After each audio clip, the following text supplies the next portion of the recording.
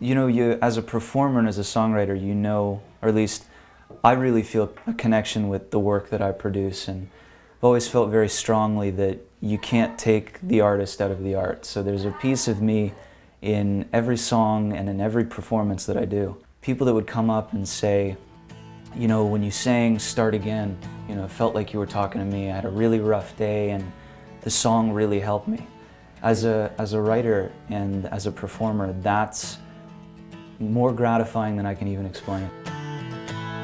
Keep racing for the exits, trying to grab what I can't reach, searching for some means to meet the end, but missing everything that comes between.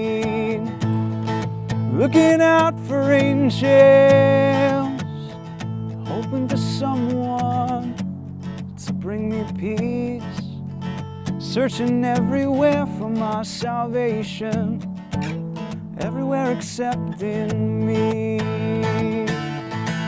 But the one thing that I've learned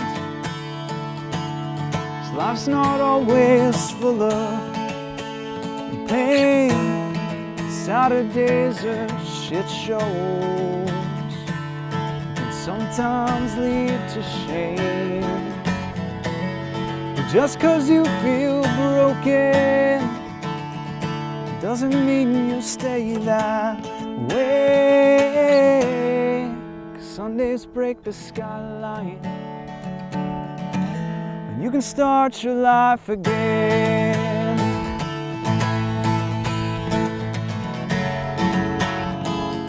You know, I feel very close to all of the songs that I've written, but Start Again was a really interesting experience for me.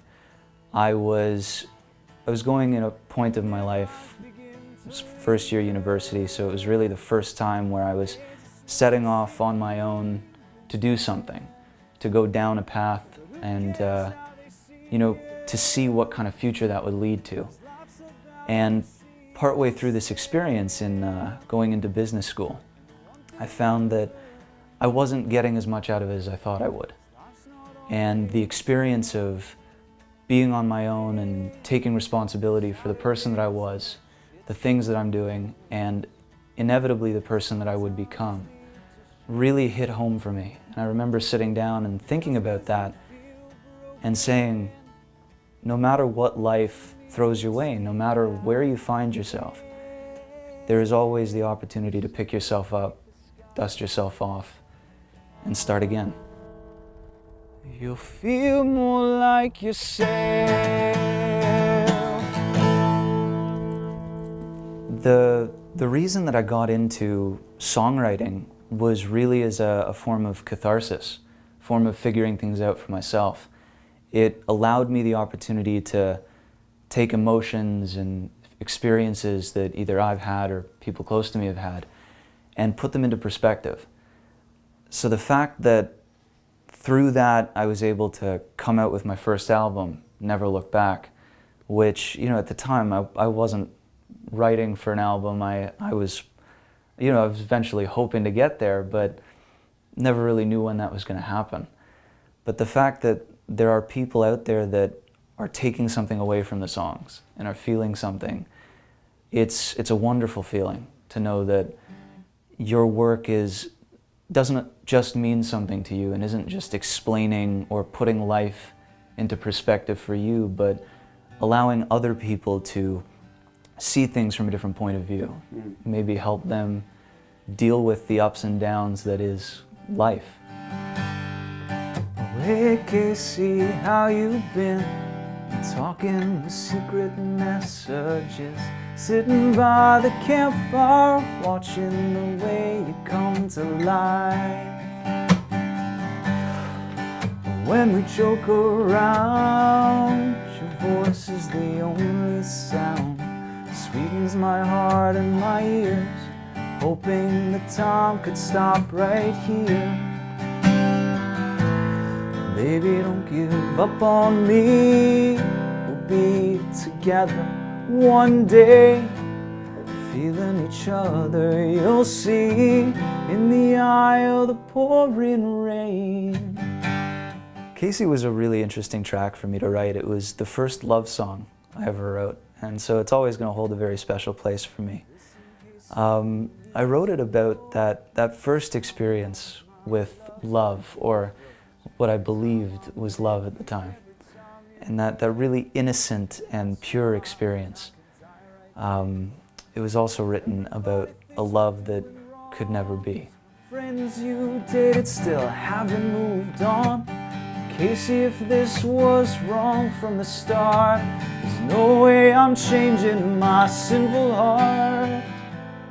Baby, don't give up on me. We'll be together one day, feeding each other, you'll see, in the eye of the pouring rain. Casey, please wait for me. Baby, baby, don't give up the fight. If I could choose my fate, we'd be together tonight.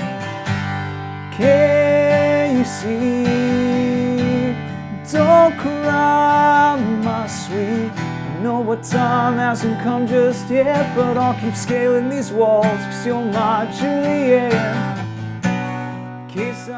You know, I can't speak for a lot of other artists and their creative process, but with my creative process, I really strive to write songs about personal experience, how I'm feeling and what I'm thinking, doing, experiencing at that moment. And so the environment that I'm in when I'm writing the songs is just as important as the environment that I'm in when I'm recording them. Because any room, any atmosphere can bring a whole bunch of different sounds and textures to what you're doing. I've been blessed with a wonderfully supportive family, very big family. I've got 4 younger siblings and 2 very loving parents that from the very start, when I first came to them at like 14 and said, I think I want to learn how to play guitar, they were absolutely into it. Baby, turn the lights down low. Keep talking so I know where you are. I hear you, and I want you. Walking around the waterfront like children laughing. Time just seems to slow. I need you. You're here beside me. So here I stand accused. Another hopeless romantic on a lazy afternoon.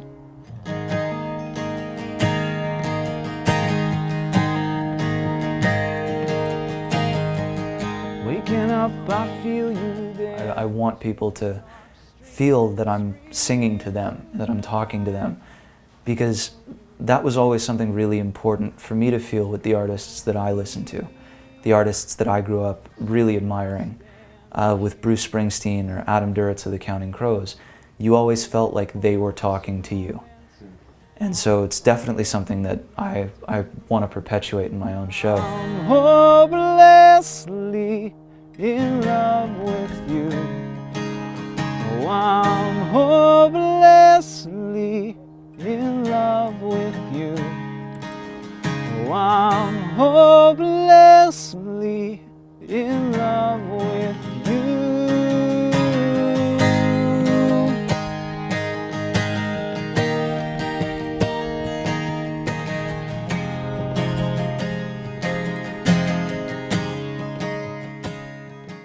And within your live set, I'm not sure if you're going to be doing it this time around, but you really wowed the audience with an interpretation of a famous track. Thank you very much. In an inimitable way. What track is that, and what's the inspiration behind that? The track was Elton John's Rocket Man. Right. And I had heard different versions of the song being played by a couple artists that I had been following on and off, and they were phenomenal versions. And I love the original that Elton John composed. It's a beautiful song. Mm.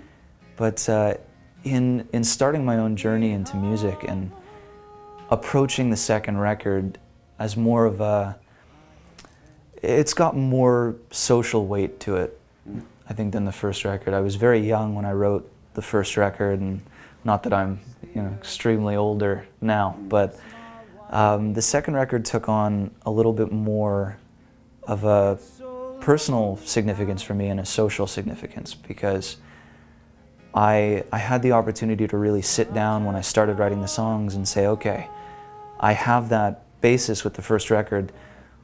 What do I want to say now?